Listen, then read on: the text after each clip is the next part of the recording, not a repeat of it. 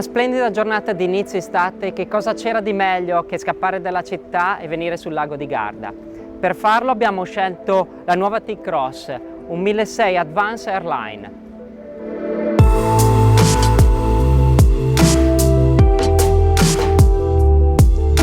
Seppur compatto è difficile passare inosservati a bordo di nuova Volkswagen T-Cross.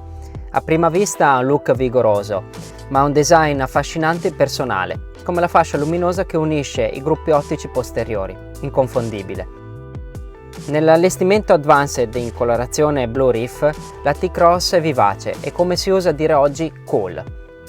Alla guida si ha la sensazione di essere al volante di una crossover di segmento superiore. D'altronde Volkswagen l'ha scolpita sulla piattaforma modulare che utilizza per le sorelle maggiori.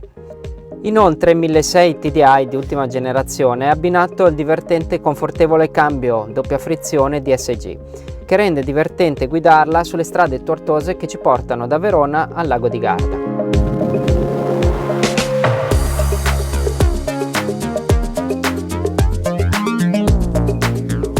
Lo slogan che Volkswagen ha scelto per T-Cross cita "More than one thing", perché le dotazioni sono molte, a partire dalla sicurezza con sistemi di assistenza di livello 2 come cruise adattivo, lane assist, anticollisione, che abbinati alla camera di manovra ci segnalano anche il sopraggiungere di veicoli da angoli ciechi. Essendo un SUV giovane, nasce già digitalizzato. Infatti può essere allestito con un cruscotto LCD, Active Info Display, volante multifunzione, plancia touch, connettività e clima automatico. Grande city car o piccola SUV? T-Cross dimostra di essere davvero pratica, di carattere e con uno stile moderno.